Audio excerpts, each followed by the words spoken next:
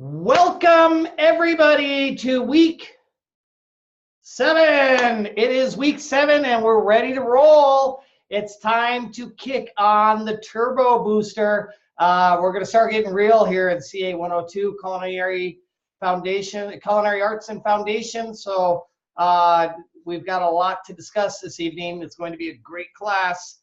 Hey, we made it through the halfway point. Everybody deserves that big thumbs up. Yeah, halfway through into week 7. Awesome job, guys. Chef Matthew and I were talking just a moment ago. It is so exciting to see the growth that you guys have made. Week 1, I remember there were a lot of burps, not only with technology issues. The knife cuts were still a little fresh at that point in time. Chef Matthew was just telling me how impressed he was with the knife cuts in week 7, or that came through in week 6. So fantastic job. It is so awesome to be a part of this class. To see progress. Yes. Progress. Yes, that progress. is Progress. awesome, Growth. man. Yeah. Learning. I'm sorry, Chef. I'm throwing all these big words in there. I know they're getting up in the 3-syllable range, and it hurts. Yeah. How's everybody getting tired of slicing and dicing yet? Thumbs up if you want to slice more this week. No. Ruben's like, yeah, I'll do it. Yeah. Crystal, you're kind of sideways there.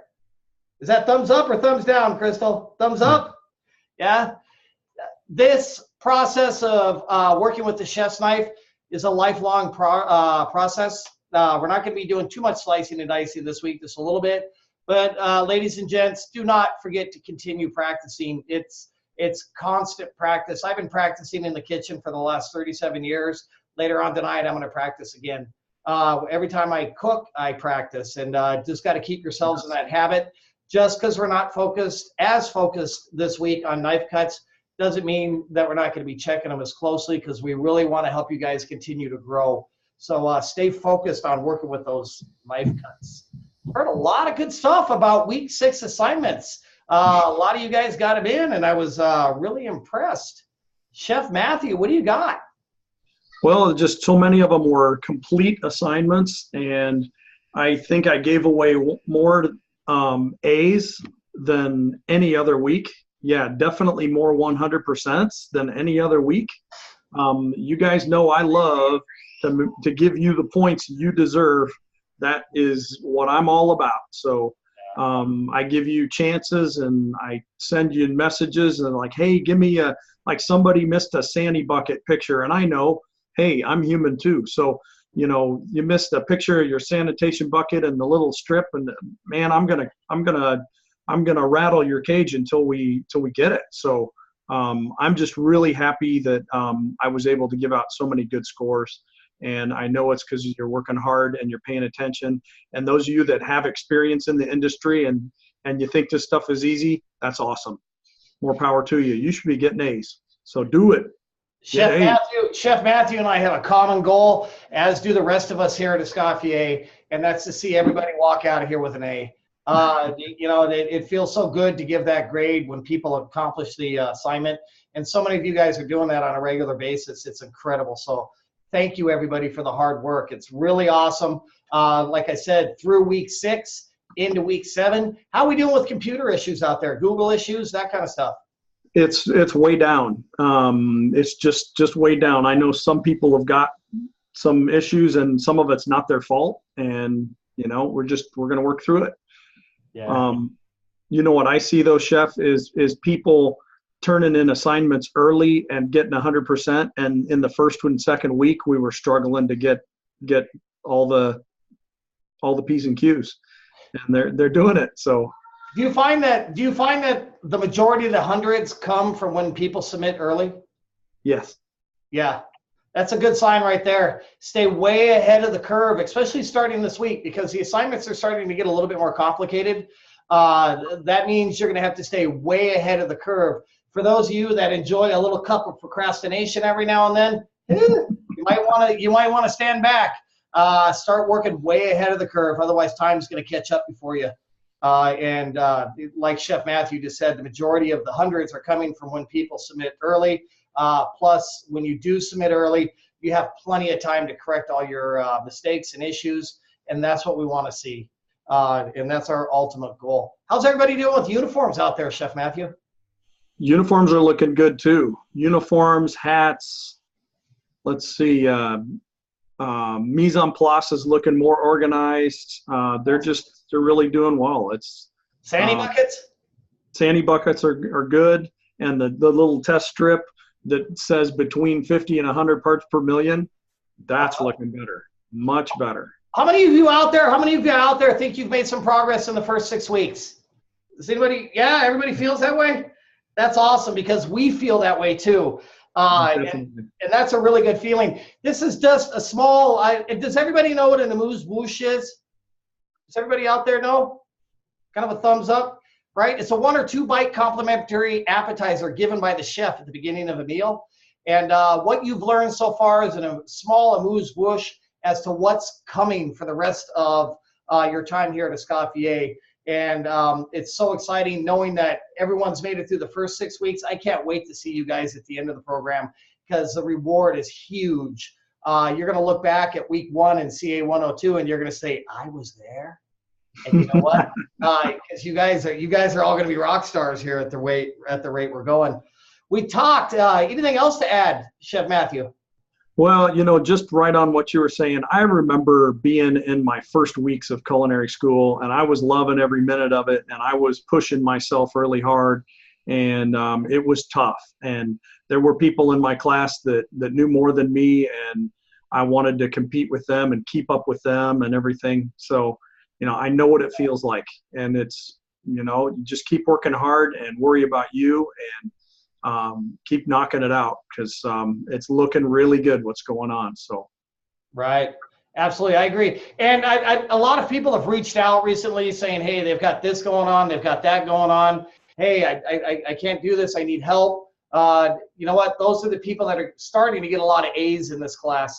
So if any of you guys out there, any of you ladies or gentlemen need assistance, hey, pick up the phone and call. Both of our phone numbers are on the class page. If you have any problems with your assignment, you don't understand it, something's going on in life, you can't get it in on time, reach out, give me a ring, let's work something out. Chef Matthew, if you have any problems with your assignment, you don't understand what's going on, you're worried about your grade, whatever, he's here to help. So pick up the phone, call us, reach out to us, because that's our jobs, and we're here to take care of you. So start getting in the habit of doing that, especially as we start to get into more complicated things as the class is progressing.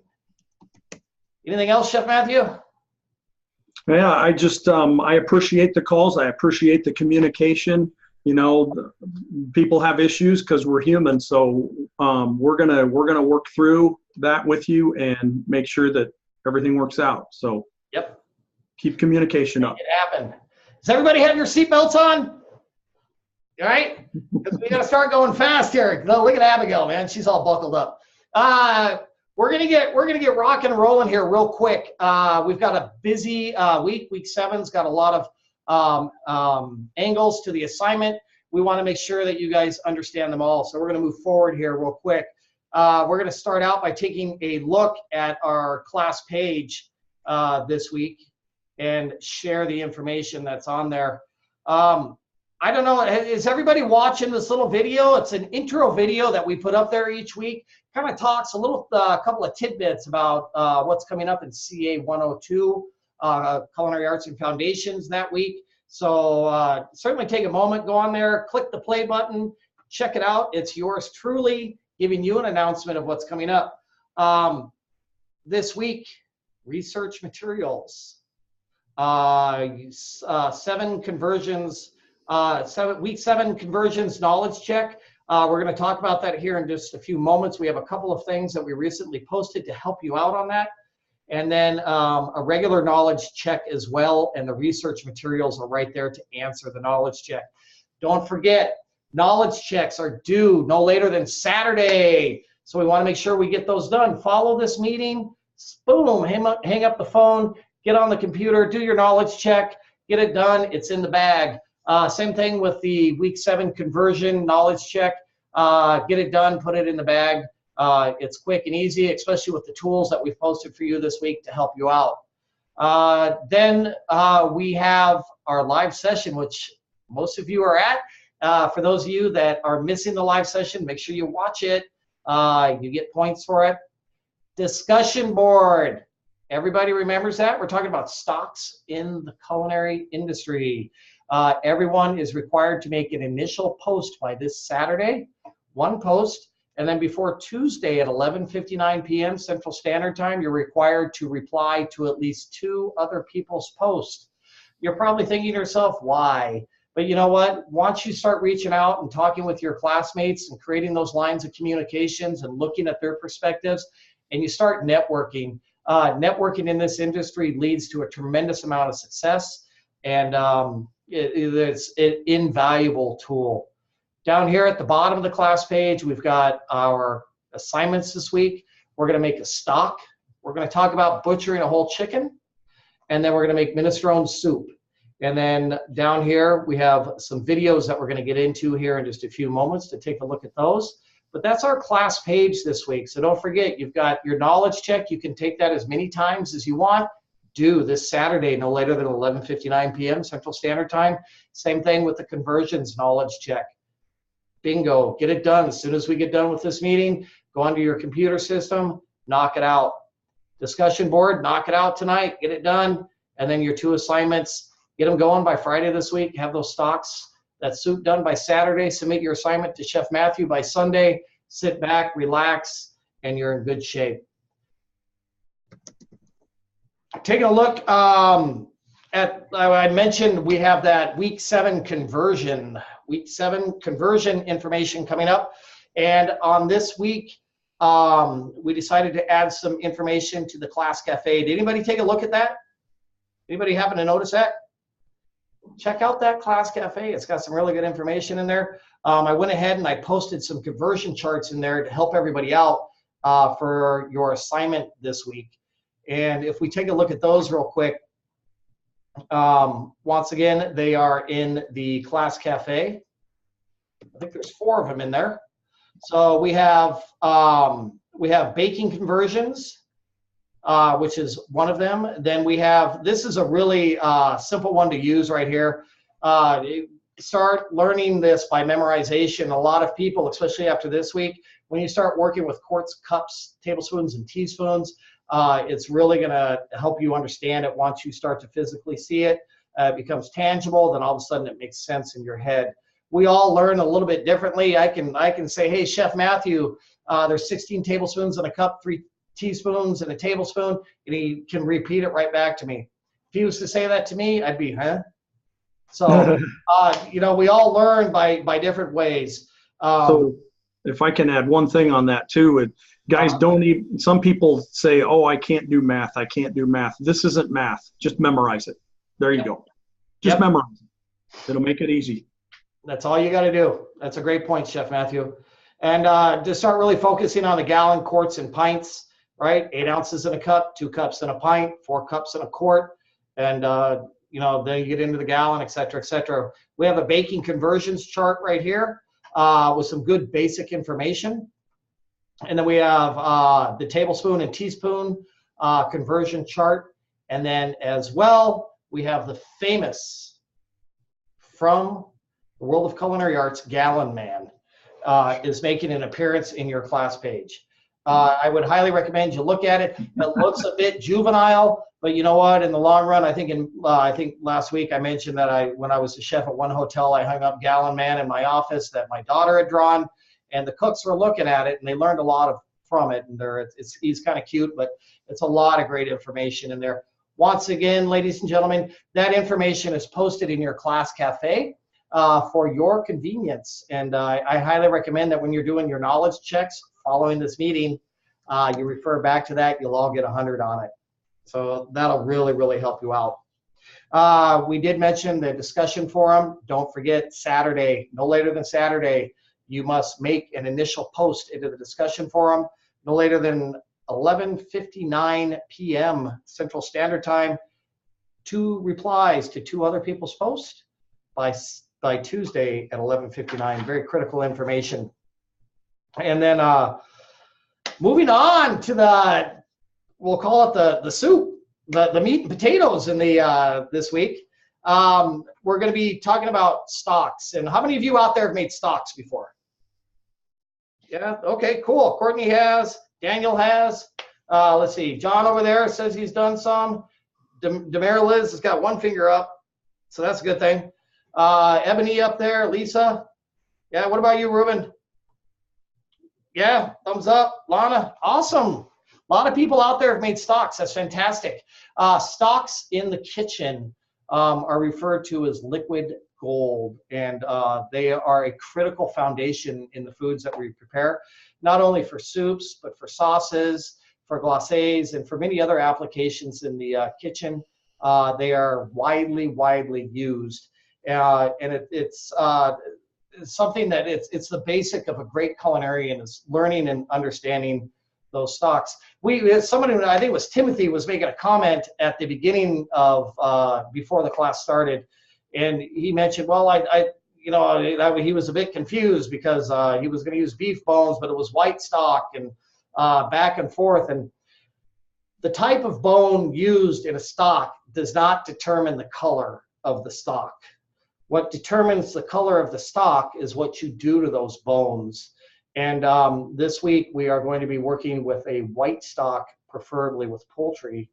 And we're going to get into the preparation of that here in just a moment. First, though, how many of you out there have butchered whole chickens before? Anyone? John has. Looks like Clarence has. Daniel has. Ruben has. Looks like a bunch of you have. Vincent has. Courtney, what is that? Is that Courtney? Have you done whole? Kind of. Okay.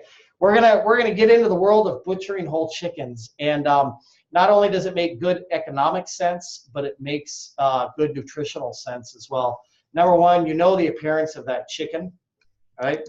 You know that it's fresh. You know that the carcass is in good shape when you go to butcher it, versus buying a whole chicken. You never buying a fabricated chicken. You never know what it's quite like when they butcher it. And, so I always prefer to use fresh chickens and do it myself.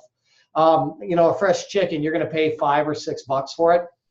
But amazingly, you get 2 chicken breasts, 2 thighs, 2 legs, and a carcass, and some wings out of the chicken. And economically, it just stretches very far. So this week in our class page, we posted a short video on how to butcher a chicken, and this is done by Chef Luke. How many people out there have used a chef's knife before? Or a boning knife, rather? Yeah? A couple of you guys have. Okay, so when we get into butchering poultry, we're going to kind of put our chef's knife to the side, and we're going to break out our boning knives. And the boning knives are traditionally they're rounded on the end, and they're much thinner. And the reason they're much thinner is so once we get down into the flesh, in between the bone and the flesh and into the cartilage, we can actually feel what's going on in there. As we're working this. And so this actually becomes an extension of our fingertips as we're doing the poultry. And so we want to make sure that we're using the proper tool to do this. Let's take a quick look at this video that was done by Chef Luke on the preparation of the chicken, and then we're going to talk about it here real quick. I love his music.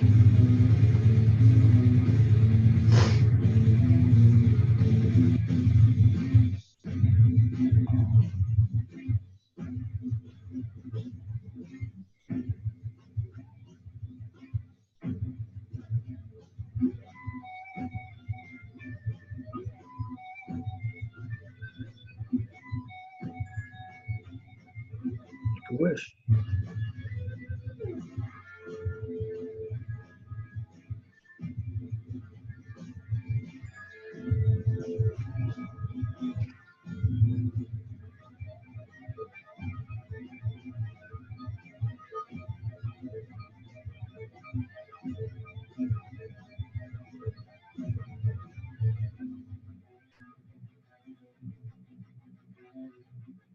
It's amazing what you can do in 15 seconds with a chicken, isn't it? Yeah, that's with a chicken and video. I mean, yeah, that's just insane, right? I wonder how much coffee he drinks before he makes those videos. That's just crazy. So what you saw is, one big secret that chefs use when it comes to butchering is you always take your chicken out of the bag. Never take the bag out of the chicken. Does anybody know why that is? Any guesses? The reason for that is when you take the bag out of the chicken, all the juices are going to roll out on your cutting board, down onto the floor and everywhere else. So we always want to make an incision into that bag, and then we're going to lift that chicken out.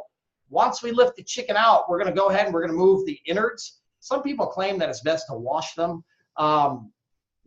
If they're not doing too good, maybe that's a good idea, but generally it's not absolutely necessary in my opinion. But you're going to remove those innards, and then you're going to snap the legs, pull them all the way back, and you're going to you're going to run your knife down the spine of the chicken in between the thigh and the carcass, and remove both thigh and legs. And then you're going to remove the breast by running your chef's knife down the center of the chicken slightly to one side. And then you are going to peel that chicken breast back slowly. If anybody gets caught during this or has a hard time doing this, feel free to pick up the phone. We can Zoom and I can walk you through it and show you exactly how to do it if you're still a little confused after watching the video.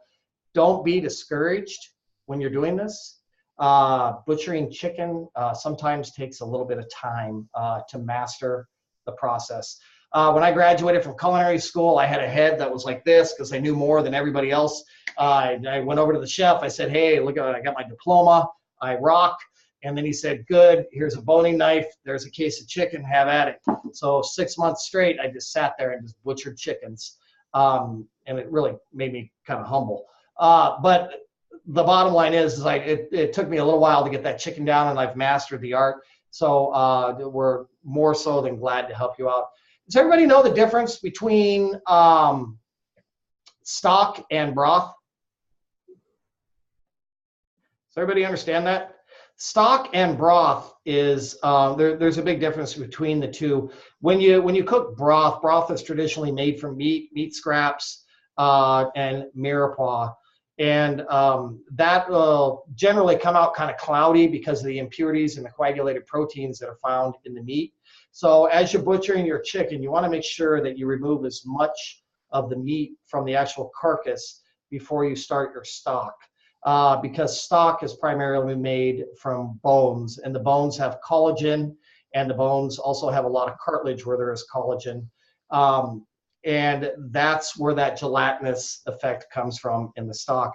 But going back to the chicken real quick, once you butcher those breasts, those legs and the thighs, and you get the wings, if you're not going to eat it right away, wrap it neatly, tightly in plastic wrap, label it, put it in your freezer because you're going to use it later on in this course, because we actually do dishes that call for chicken. So boom, you're ahead of the game. You've butchered your chicken. It's in the freezer, frozen, ready to go. I think it's about 2 or 3 weeks before we use those. And then you're golden in the kitchen. So what you're going to do? What's that? If I can throw something in too, when you're butchering that chicken, if you accidentally butcher it, you know what I mean? Like really just Butcher it. And butcher it instead of actually making it look nice, don't sweat it. Don't freak out about it. You're still going to have really good stock. In fact, if there's a little meat on the bones, you'll probably have better stock. But don't go coming unglued or anything if you don't do a great job butchering that chicken. Just practice it. It takes time, like Chef was saying, it takes practice. It takes knowing that bone structure, knowing where all those little bones and joints are, and that is something that just takes some practice. You have to have your hands on it, and you have to feel it, and that's the way to do it. Just like knife cuts, people. It takes, I don't think anybody out there just picked up a knife and did a perfect julienne right off the bat. So patience, love, and tolerance. Just keep working it. So that's a great suggestion, Chef Matthew. How many people out there have come across like bases and powders and instant stocks and those kind of things? Any of you guys? Yeah. Look, once you learn how to make stock and you learn how to make it correctly, that stuff kind of goes in the nasty file. Number one, it's made with a lot of TVP and a lot of HVP, which is texturized vegetable protein, and hydrolyzed vegetable protein, which is fairly high in monosodium glutamate, and only God knows where it comes from. The stuff is extremely salty. It's great to use in a pinch if you're ever really desperate for it. But generally, we like to avoid it in industry because of that high level of sodium content.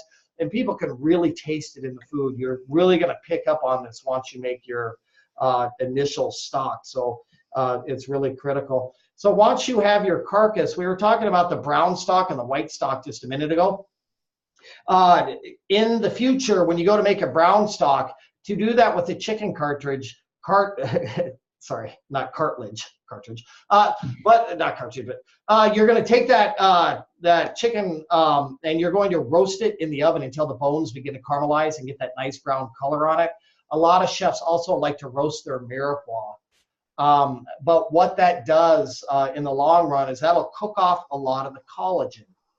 Collagen is what gives stock that thick, gelatinous, rich flavor. It also provides a lot of nutrients. It comes from the cartilage, and it also comes from within the bones. So the further you roast that chicken, the less of that collagen that's going to have, so the less nutrients you're going to have, but you will have an enhanced flavor that's a little bit more complex. But for this week, push that to the side because we're only doing white stock this week. So that means we're not going to roast that chicken because we want to preserve the color. So mirepoix, woohoo! Yeah, mirepoix all over the world. It's pretty much going to be the same from left to right. It's about 2 parts onion, 1 part celery, 1 part carrot. You're going to hear that from here till the end of this course quite a bit. Carrots, onion, celery, mirepoix, M-I-R-E-P-O-I-X. Learn that term, love that term, sleep with that term. You're gonna get to know that term. Carrots, onion, and celery. So for the stock this week, I think the recipe calls for right around 8 pounds. You could probably get away with doing 2 chickens, which will yield roughly about 5 pounds of bones. And that should get you through. It doesn't have to be exactly 8 pounds, so don't be running all over God's green earth looking for chickens. If you can get 2 of them, that would be just fine. So you're going to take that chicken, and after you've butchered it, you're going to put it into a pot, and you're going to fill it up with cold water. If it's not, it doesn't have to be ice water. It can be room temperature water. And what that does, you never want to start your stock in hot water. And there's 2 reasons for that. Number 1, the bones. You need to have those pores in the bones to allow the collagen to escape. And so that's why we start it in cool water. If we start it in hot, that kind of seals up those pores and it prevents that collagen from coming out. And then number 2, it also creates a cloudy stock. The cloudiness comes from the coagulation of the proteins that are found on the chicken. Any meat that is left behind, or any type of cartilage that is left behind. So you want to start your stock in cool water. Step 1. You're going to bring that to almost a boil. We call that a simmer. So there's not going to be any raging bubbles on the top. It's just going to like it's trying to bubble. It wants to bubble. You're going to bring that to a simmer for about 15-20 minutes. And as you're doing that, you're going to notice that quite a bit of scum is going to come to the top, and we do call it scum. And then you're going to skim that scum from the top, and it's generally like a white foam almost. Is that right, Chef Matthew? Like, is that a good way to describe it? White foam that comes. Foamy, yeah, like sea foam, right? Yeah. So you're going to take a spoon or a ladle, and you're going to skim the scum off the top of your pot. You don't need any fancy equipment for that, but what I do is I generally keep a small container to the side, some heat-proof container. So as I'm skimming it, I can dump that scum into that small container that's on the side, and that'll help create that nice clear stock. After that time period's over, you still got to work, because then you're going to add your mirepoix, and then you're also going to add your sachet. Right? Is everybody familiar with sachet? Right? Some of you are. Ruben is. A couple of you guys are. I see some head shaking out there. That's awesome. Classic culinary term. There's 2 different terms. Sachet refers to the bay leaf, the thyme, the cracked black pepper. A lot of times parsley stems in there. wrapped up in cheesecloth, tied off, and then tied to the side of your stock pot. That's one. However, if you just want to do it tied off, and then we call it a bouquet garni. Either one. If you don't have cheesecloth, don't lose any sleep. We're still here. You can use a coffee filter. That works perfectly fine as well. And if you don't have that, just add the bay leaf, thyme, cracked black pepper directly to the stock. So now in your pot, you've got chicken carcass, not cartilage, carcass. You've got the chicken in there. You've got your mirepoix in there. You've got your sachet in there. And then you're going to bring it back to a simmer. All right, you're going to let that simmer between 4 and 6 hours. And a lot of that has to do with the quantity of stock that you are preparing.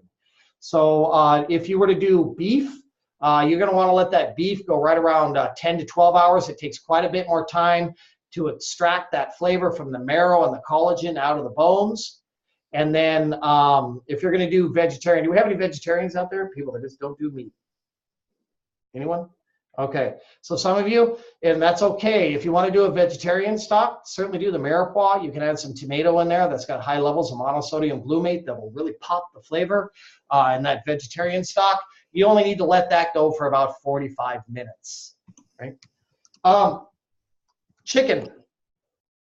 If you have a hard time finding whole chickens, but you can find other parts of chicken. Chicken wings are extremely high in collagen and make a great stock. Chicken feet, and I know Matthew loves these. Chef Matthew loves these chicken feet. Oh, man. Chicken feet probably make one of the best chicken stocks I've ever had. They have a tremendous amount of cartilage, and they also have a lot of bone in there, which means they have a lot of collagen in there. Has anybody ever seen a stock as it cools? It begins to get very thick, and it almost becomes like a like gelatinous, right?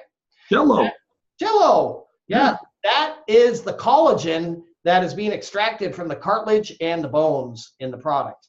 Yep. So things like chicken feet and chicken wings added to chicken stock, boom, will really bolster those nutrients in your stock, and you're going to have a much better flavor. So I highly recommend it. And I've had a lot of success over the years.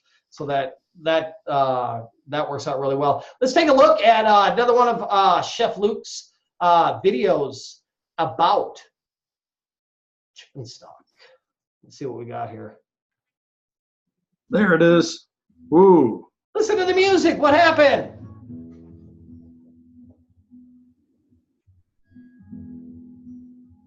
White mirepoix. No carrot makes it a white mirepoix. Mm-hmm.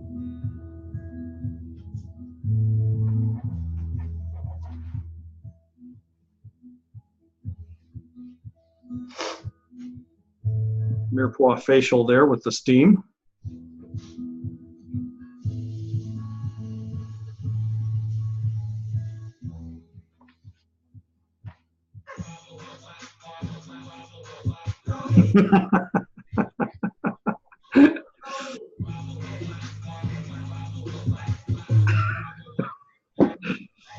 That's fantastic. That was good. I love his Chef Luke's his music selections are just that just took me on a trip from sleepy time to got me all pumped up. So we just finished our stock, right? It's been on the stove 4 to 6 hours. We've skimmed all the scum off the top. We've got our sachet tied to the side. Then what do? We're going to get a strainer, and we're going to put that over about a gallon-sized container. We can line that strainer with cheesecloth if you prefer to get the maximum amount of impurities out of there, which really helps. And then you're going to slowly strain that stock into that 1 gallon container to get it as clean as possible. Then you can go ahead and discard that carcass and the mirepoix. There are some chefs out there that like to do a remoulage on the stock, which is a second cooking, which doesn't have nearly the amount of nutrients, flavor, or collagen in the stock, but sometimes it can be used to help saute vegetables or cooking rice or some other basic kitchen steps. So some people like to do that. If not, there's very little usage for that product, so it can be discarded at that point. Now we're stuck with a hot pot of chicken stock. And it's, yeah, and it's very, very important that we get that out of what we call the TDZ. Does everybody know the TDZ? Yeah, there we go. John does. A couple of you out there. Dan does. He's ready to. So some of you guys got it going on with the TDZ. TDZ, temperature danger zone. And it kind of depends on which part of the country you live in. According to your local authorities, it can be 45 to 140. It can be 140 to, or it can be 40 to 135. So somewhere in between 40 degrees and 140 degrees is kind of a ballpark figure. Your product, your temperature sensitive foods such as meat, stocks, rice, etc., dairy products cannot sit in that temperature danger zone for more than a 4-hour time period. So we know that we have a 1-gallon pot of stock, and it's not going to cool within 4 hours, right? Down below 40 degrees. And what happens when it stays in that 80, 90 degree range, bacteria just gets all sorts of happy in there, and they start, duplicating. You're going to have billion forms of bacteria in there. So we got to cool it down. So what do? You've got 2 choices really, or 3 actually. You could do Chef Matthew's stop stick not stop stick, but ice stick that he was talking about last week. Yeah. An ice wand actually, where it's filled with ice, and then you put it right into your stock, which is pretty common in industry because it cools it from the center outward. Or you could take a larger pan, depending on, I don't know if you have like a Pyrex that would hold like a gallon, and then pour that in there. And what that does is that exposes a lot of surface to the cool air, so it allows that heat to escape. Or what we like to do in industry quite a bit is we take a sink and we clean that sink out, right? We've got to get the SOS out and scrub that sink down real well. And then we're going to fill that sink. We're going to stop it, and we're going to fill it with ice. Then we're going to fill it with some water, just enough so that ice is jiggling around. And then we're going to set that pot right into the ice. And then every couple of minutes, we're just going to stir that stock. You got to remember, the stock on the very center of the pot, it's all happy and hot, right? While the stuff on the sides is getting nice and cool from that ice bath. So you're going to have to keep stirring it. Good job. What's that? I'm sorry. Another easy way is to take a Ziploc baggie, fill it with ice, and zip it shut, and then put it inside another Ziploc baggie and zip it shut in case the first one fails. And then drop that in the middle. It kind of works like an ice wand. So that's an easy way. That one works as well, which is a good idea. Just make sure you're stirring that stock every couple of minutes. Now you've got your stock down below 40 degrees. Excellent work, everyone. What are you going to do with it, right? That stock, if you have a gallon stock on your hand, so it's great if you could take some mason jars, maybe 1-quart mason jars, and then you're going to portion it out in between those 1-quart mason jars. So for 1 gallon, we would need 4 quarts, right? So 4 mason jars. Make sure you don't fill them all the way to the top, because if you do decide to freeze some of the stock, it does rise. It expands as it freezes, and it forms ice crystals, and it'll pop the top right off the mason jar. So be careful about that. I recommend that you freeze your chicken stock. You're going to need 1 quart for this week's recipe of minestrone soup. The other 3, I would highly recommend that you freeze those. You know why? Because next week you need to use chicken stock, and you'll have it in the freezer, and you'll be that much further ahead of the game, because I think we're making veloute sauce next week, which calls for chicken stock. Make sure after you fill those mason jars, you want to make sure they're nice and sterile and clean before you fill them. Make sure you label them, right? You've got to put the product on there. You've got to put today's date on there. It should be 7 days from today as well. And your initials on there. It's very, very critical. So this whole stock thing that we've been talking about for the past few minutes, major league profit. So you just took a chicken that you paid $5 for. You've got 2 chicken breasts, right? You could sell those off for 15 bucks each on a nice dish. You've got that leg and that thigh. You could sell those things off for 10 bucks on a nice dish. Now you've made what, 30, 50 bucks off that chicken so far. Then you just took that carcass, you broke it down, you cooked it off, you made stock. Now you can start making soup at $4 or $5 a bowl. So that one chicken just made you quite a bit of ka-ching, ka-ching, ka-ching. So that's why we like to work this way in industry, because at the end of the day, we're here for profit. And that's what makes money. Any questions about the stocks, let me know. We could talk about it here in just a few minutes. Latonia has a question, and let's see what she's got going on. Hi, Latonia. Yes, I forgot what. You forgot? Yes. Uh-oh. I'm on my way from work, so, and I had dialed in, and I really forgot. I'm sorry. Okay, you can raise your hand again in just a minute. No problem, okay? Thank you. You're welcome. Abigail. Hey. Hi. I forgot my question. Hold No on. way. Come back to me. Okay, we'll come back to you in a minute. No problem. How about John? You remember your question? Yeah, I remember my question. Hi, John. The garni, what's the like? How much of each do we use for the bouquet garni? The bouquet garni, it's I think for this recipe you're going to need 1 bay leaf. I think it's half a teaspoon of cracked black pepper, preferably fresh sprigs of dry thyme, fresh thyme, I'm sorry. And that would make up your bouquet garni, unless there's some garlic in there as well. So I was reading ahead, and there really wasn't any measurements. Right, so that would be my recommendation. It's 2 bay leaves, half teaspoon of whole black pepper, and then maybe about 5 or 6 sprigs of fresh thyme. If you can't find the fresh thyme anywhere, you can certainly use about a half teaspoon. I got some at Kroger's. Okay, you got some?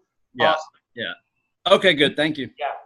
Good question, John. And I know it's confusing that there really aren't measurements, because like a bouquet garni can be a part of a leek. It can be a part of a carrot, or not a part of a carrot, but part of a leek. It can be a bay leaf. It's basically things you can tie up. You won't be able to tie up peppercorns, so you're not going to put that in your bouquet garni. You'll put that in your sachet. So I kind of think of it that way too. The little stuff goes in the sachet. The big stuff you can tie up goes in the bouquet garni, except you will put bay leaf in the sachet. So just right. Yeah, I wanted to ask because I wanted to make sure, because I'm sure when I first started cooking, I would season heavily. So just to make sure that everybody else, whoever might have had the same question. Yeah, No, that's a good question. When I first started cooking, I used to season heavily until I learned one day it's kind of hard to take that stuff out after you put it in. Right. So, especially when it comes to using additional flavors such as the peppers, the chilies, and everything else, I'll add a little bit. And if I think the flavor needs an adjustment, needs a little bit more, I'll add a little bit more touch, because it's so much easier to add than to take out, especially when it comes to salt. But so That's those. It's just kind of a rule of thumb that we use in the commercial kitchen. Start slow and keep adding until you get to the right flavor. Real important. Chef Matthew brought up, and he was making some commentary during the stock video. And if you were to make a truly white stock and you wanted it to be as blonde as possible, you would instead of using carrots, you would probably switch over to parsnips, which are pretty widely available. And then if you wanted to get rid of the celery, which does add a little bit of chlorophyll into the stock, you could probably find celery root, which has a slightly different flavor. But that would be considered to be a truly white mirepoix, and that would be something if you ever wanted to take it to that level, to do that. All right, everyone. Minestrone. How many people out there like minestrone? You're Ruben. He got all excited there. Dan. Yeah, John likes that. Let's see, Clarence is out there. Ginny, what is that? Thumbs down? No, it's good stuff. You're gonna make it this week, and you might find that you really enjoy it when it's made with fresh stock. Abigail, you like minestrone? You don't know? You haven't had it? Okay, this is super cool. I love it when people try new foods. Ebony, was that you hadn't had it yet? You don't know? I think you guys are gonna like this. This is minestrone is a fairly neutral soup. I wouldn't refer to it as being an extreme as far as like a lobster bisque, which has kind of an out there flavor, or even like a chilled cantaloupe soup, which is on the other end of the scale. minestrone is a fairly savory umami type soup that's fairly hearty, and it's something I really enjoy. When you move into this, we've talked about mise en place in previous classes. Mise en place, right? Everybody remembers everything in its place. We don't want to start our minestrone soup and then realize cannellini beans or realize pasta. You can't do that. You need to gather all of your mise en place, have everything set, ready to roll before you even start this recipe. Make sure that you read the recipe top to bottom before you even pick up your chef's knife. It's going to save you a lot of time in the long run, knowing exactly what to do. This soup is fairly quick and simple to make. It's not a complicated soup. So what I would do is you want to gather your mise en place. Then you're going to prepare your mirepoix. And then you're going to sweat your mirepoix in the pot. And when we go to sweat mirepoix, a lot of times we like to add salt, kosher salt, to the mirepoix as it sweats. The reason we do that is it breaks down the vegetable fibers, which excretes the juices and helps those juices concentrate, really increases the flavor. You want to sweat that mirepoix until that onion is about translucent. That means it's ready to go. You don't want to get any color on your mirepoix. We're not looking for caramelized vegetables. So you want to, you just want to take it until they're nice and clear. At that point, you're going to add your tomato product and your stock. And then you're going to simmer the soup until it's your vegetables are nice and tender. Your green beans, carrots, onions, celery, tomato products are nice and tender. You don't need to cook the soup for an excessive period of time. If it does sit overnight, a lot of people do claim that the flavor is enhanced. Then at that point, you're going to add your cannellini beans and finish that off.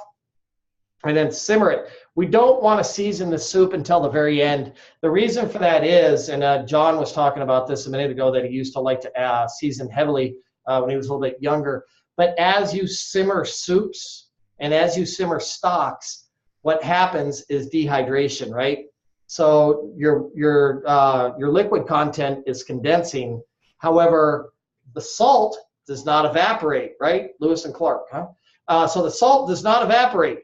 So what happens is your liquid now becomes much saltier. So we're going to wait till the end of the recipe to actually season the soup. I think this soup also calls for pasta. And just an FYI when it comes to pasta soups. I think in the recipe it actually calls for you to cook the actual pasta in the soup, which I disagree with. I think that's kind of a bad thing because number one, it absorbs quite a bit of the liquid that's in there, so that's going to alter the flavor of what you just seasoned. And then number two, it also alters the appearance of the pasta, which I don't care for, especially when I'm in a tomato-based soup. So what I recommend doing is you're going to cook your pasta on the side, right? Cool it down. And then when you go to serve a bowl of the soup, just like we do in industry, you're going to put that pasta in the bowl, and then you're going to ladle the soup over the top of it. And that will give you a beautiful pasta dish. Traditionally in restaurants, we don't like to add pasta or other starches to soups until we actually serve them. Because soups or starches, as you guys know, continue to cook, they expand, they grow, and then all of a sudden you have a bain-marie that's filled with dry soup, and it's not good. So definitely recommend cooking the pasta on the side. The garnish recommended for this week's soup is shredded Parmesan cheese and fresh parsley. Now, talking about garnishes, right? It's a simple rule of thumb. In industry, everything that is on that plate or in that bowl should be applicable to what you're eating, right? So we're not going to take the bowl of minestrone and put a jalapeno on it. It doesn't make any sense. Everything in that bowl should be able to fit onto your spoon, right? So you're not going to use like a whole sprig of parsley, and you're not going to use like big shaved pieces of Parmesan. You're going to actually you're going to have chopped parsley and shredded Parmesan so it fits nicely under your to your guest spoon, so as they eat it, they're not pushing stuff to the side. I don't know, Chef Matthew, if you've ever worked in a restaurant. I used to work in a restaurant where we where we did a garnish on a plate, right? So you have a leaf of kale, then we did grilled watermelon, then we did a twisted blood orange. A beautiful garnish, but guess what? It all went in the garbage. Nobody ate it.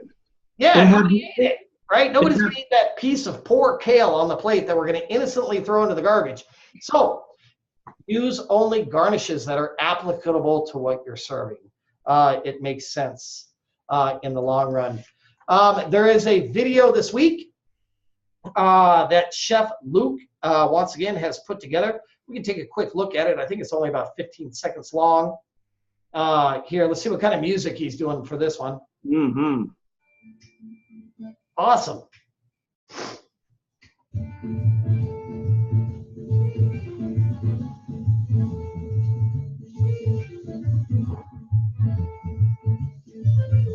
Oh, I bet that smells good.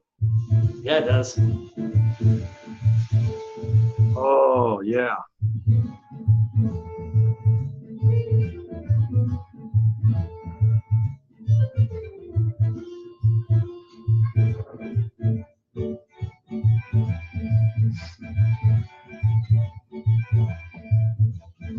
The music sounds more and more Italian as the soup is being made. I know, I feel like getting a red tablecloth out. Ooh, cheese on there. Cheese is amazing on that soup. That is, it's a simple soup to make. I think when you initially take a look at this week's assignment, you're like, whoa, it's a lot going on this week. It's real simple. It's really not as complicated as it seems. And I think it's all highly achievable for everybody out there. So once again, discovering those garnishes, just make sure. In that video, he also mentioned you can use the cannellini beans in the can for this recipe. Make sure they are rinsed. Never add the beans straight out of the can because they are in a tremendous amount of preservatives that keep them fresh. Look at Ebony. She's up there like, it ain't going to happen in my kitchen. I agree with you. They do definitely alter the flavor of the food, and it's not pleasant. So definitely make sure that you're not doing that. This week, we're busy, everybody. We got a lot going on. Let's take a quick look at our rubric this week just to make sure that we're all on the same page, and then we'll get to some questions over here. See what's going on with everybody. This week, white stock. Right, we talked about how to butcher the chicken. If you need any help with that, pick up the phone, call. Right, I'll do a Zoom session with you. I've got my boning knife right here. Chef Matthew's also really awesome at it. He'd be glad to help you. We need a self-identification photo with the proper station set up. Right, so that means hat, proper chef coat, chef pants, and of course shoes. And then sanitizing bucket, test strip, demonstrating concentration. Mise en place, all food items and tools required, right? So don't leave out the essential items. Medium diced mirepoix. What size is a medium dice? 1/2 inch by 1/2 inch by 1/2 inch, right? We need to see that up against the ruler. We got to make sure that Chef Matthew knows that it's a medium dice. We need to picture the simmering stock, a picture of you skimming the scum off the top of the pot, a finished stock, clear with little or no fat. As you're skimming that scum off the top of the stock, you're also going to be dropping your ladle down or your spoon down far enough into the stock to remove that layer of fat that is over the top of the stock. It's very, very important. And then close-up photo of the vegetables sweating in the appropriate pot, right? And then simmering soup.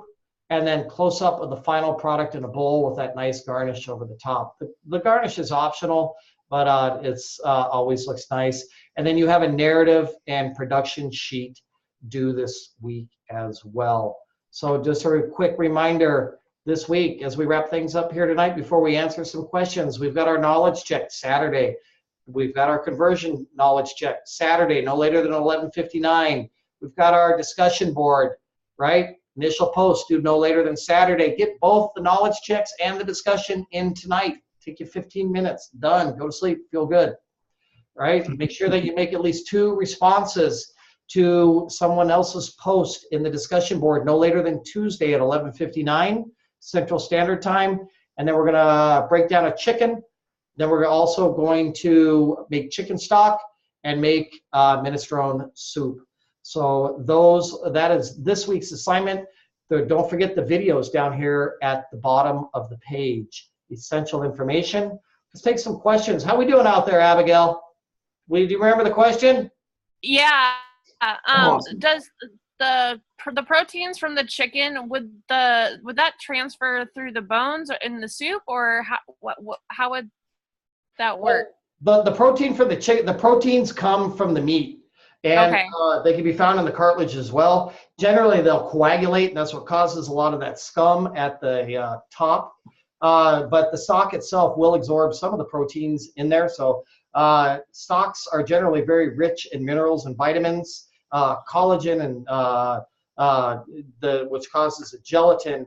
And so that's primarily what we look for in stocks. Broths, on the other hand, will oftentimes be higher in protein. Okay. Second question. The green cabbage that was in the soup, what if you can't find it, is there anything else I could use?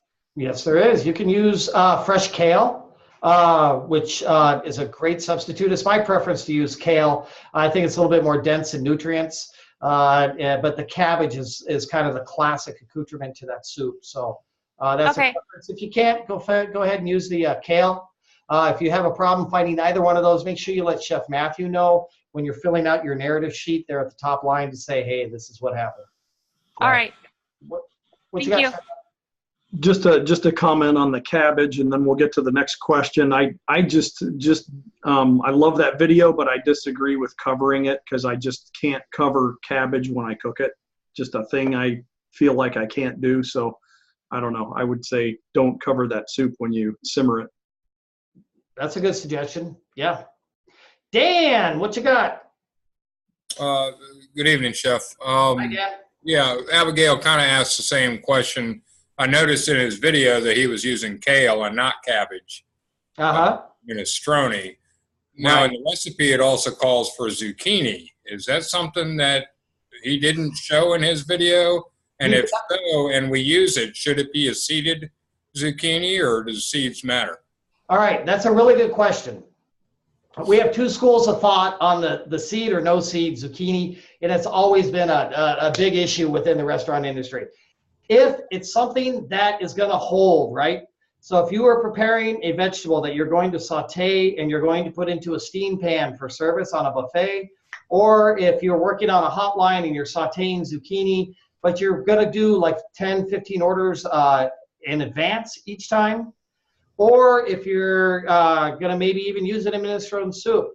Traditionally, what we say is you're going to cut that zucchini in half, cut the ends off of it, and then you're going to cut about 2/3 of an inch in, right, down the skin, which will leave the seeds on the inside, right? So basically, you're cutting large sections of skin off the exterior of the zucchini, and you're going to keep the skin sections and use those, and discard the seed section. However, I don't think it's absolutely necessary for this recipe because we pay for that seed part too. So it's a debate, Dan. All right, so we should use zucchini in the soup, though. It's my Based on the recommendation. recipe. Yes. Okay. Yeah, absolutely. It's classic. It's a classic part of minestrone. Okay. So we got to do that. Beautiful. And, Thank you. Does that And, answer your question? Yeah, absolutely. Cool. Thank you. and technically, kale is a cabbage. They're in the same family, so it's a good trade-off. And I totally agree with Chef. There's way more nutritional value in the kale than there is green cabbage. So Absolutely. Well, I bought cabbage, so I'll use the cabbage, but I just want to make that's sure. good. All I right. love cabbage too. No, you're solid with cabbage. Yeah, Dan, I got to back you up on that, man. Yes, sir. Cabbage is the world's #1 consumed fresh fruit and vegetable. So Dan, you are on the bandwagon. Except I bought beef bones, so I'll go out and get some chickens tomorrow. No, you're good with the beef bones if you want to use that. Well, I want to do a classic, and I want that chicken for the next recipe, so All right. I'll make a beef stock, and I'll do chicken stock for the minestrone. What can you do, right? Just don't forget that beef stock takes 10 to 12 hours to cook. I know. I was preparing for that. I figured 6 a.m. I'll be on the stove. All right. Thanks, guys. Thanks, Dan. All right, let's talk to Liz. What you got? Is it okay if I cook the beans? Like the bags? I don't really buy canned beans. Like I don't know how to say it. There's a certain word for it, but I don't know how to say it in English. I know how to say it in Spanish, not in English. When you take the beans, Dime en español. ablandar las habichuelas. No sabe nada. It's when you take them and you boil when they're like dry, and you buy them in the bag and you boil them until they're soft, and you cook them like that. Okay. Could I do that if I buy the bean bag and cook them like that, then add it to the soup? You know what? I'm all about it. Especially in my household because my wife is from Mexico. But I do not prefer to use the cans, the beans in the can. I think for this exercise, just trying to keep things simple. In the name of you guys just focusing on the technique this week, which is making the soup and the stock. I prefer that you use the dried beans and you cook those. So Okay. Absolutely. Okay. Absolutely. Yeah. Oh, does that answer your question? Yes. Thank you. Let's see. How about John? John's got a question. Yeah, I'm on. So what if I blocked my zucchini? I went ahead and cut the skin off. Is that okay? You can cut the skin off. It's not something that we traditionally do because that is one of the things that identifies it as being zucchini. And there's also lots of minerals and vitamins that are on the skin of the zucchini. So can you do it? Yes. Do we recommend it? No. Okay. Well, I ate it. Oh, okay. So Yeah. I ate it for lunch, but I wanted to do the soup that way. Oh, okay. Yeah. Yeah. That's fine. All right. Good. Thank you. Cool. All right. Let's see. Sandra. What's going on, Sandra? Okay, I got a question. On the assignment, it says take a picture of the vegetables sweating. Correct. Can you be a bit specific about that? So we're not going to take them out and run them around the block for a while until they sweat, right? So what we want to do is we're gonna do our we're gonna medium dice our mirepoix. Everyone out there remembers what medium dice is, right? Okay. 1/2 inch by 1/2 inch by 1/2 inch. We're going to put those into the pot with a little bit of oil in there. And then we're going to add just a little bit of salt, not really to enhance the flavor, but to get the vegetable fibers to break down to release the juices. We're going to saute those in the pot. And as those juices come out of the vegetables, that is referred to as sweating. And as we sweat them, what we're looking for is for those onions to become translucent. Almost like you can pick them up and see through them. That's the sign that our vegetables are done sweating, and that's what we're referring to. Does that help, Sandra? I didn't know if I need to get my little barbells out. I didn't. No. I didn't know if I need to get those little barbells out. No. We're not going to put our carrots out in the sun until they sweat. We just that's a cooking technique that we're focusing on. One of the techniques that we're focusing on this week, versus giving them a saute where we want those juices to caramelize and create color. We don't want that. We just want to sweat those vegetables. That make sense? All right, thank you for clarifying. You're welcome. Thank you. Yeah, I had a chef that used to say, imagine if you were one of those vegetables in that hot pot, you'd be sweating too. That's exactly what they want, is you want to cook that moisture out. You're reducing the flavor, or reducing the moisture, you're intensifying the flavor. So you're just not going to caramelize. You saute to sweat, but sweat and saute are not the same thing. That's it, right on the money. How about my friend Ebony, the one that doesn't like the beans, because I'm on her side with that whole thing. Yeah, you and I are the same team. Yeah, I had a question about the beans. If we can't find them particular beans, what kind of beans can we use to substitute for that? You can use Great Northern beans. You can use another type of white bean. If you need to, you can use a kidney bean. Even if you have to do a black bean, that would be fine as well. If you do have to make that substitution, just make sure you let Chef Matthew know when he's doing your evaluation. Just put it onto your narrative. Could not locate cannellini beans substituted with XYZ. Okay, because I got a big bag of kidney beans. So Go Hal for it. came into my position. Yeah, use them up. That's a perfect reason to use them up. Yep. Use them up. Right. Good question. Thank you. All right, Thank ladies you. and gents, we are about the end of our class. Once again, I just want to say thank you very much. Chef Matthew and I are so impressed with the first 6 weeks of this course. You guys have rocked the house. You got a busy week. Get your knowledge checks done and your discussion board done tonight, right? Start on your assignments. Get them done. Submit them by Saturday, Sunday. Before you submit, look through your rubric. Make sure it's all there. And then Chef Matthew is going to get to it right away. And if you have to make any adjustments on that assignment, boom, you've got plenty of time. You're not under stress. Don't fall behind, because each week from here on out, we're getting more and more professional. We're getting more and more busy. So stay ahead of the game. Don't forget to keep track of your expenses as time is going along. And then Chef Matthew, did you want to mention something about makeup assignments? Let's see. Was that what we were talking about with Chef Chanel? Correct. Okay. I know that some of you have missed an assignment or two, right? And that's okay. We have the opportunity to submit them as a makeup assignment. When you submit them as a makeup assignment, in your actual submission page, you must let us know what week you are submitting. It's very, very important, because sometimes we have 12 different weeks and the multitudes of different classes. And so we want to make sure that we get you the right credit in the right place. Does that make sense? Did I get it all, Chef Matthew? Yep, that's correct. That's correct. Okay. So once again, ladies and gentlemen, pick up the phone, give us a call, shoot us a text. We are here to help. Chef Matthew is here to help. I'm here to help. If you get stuck on this week's assignment, can't figure that chicken out, I'm your cowboy. Give me a call. Numbers on the class page. We are here to work with you. If I think we got everybody else's questions, have a great night, everyone. Thank you for another excellent live session. We'll talk to you soon.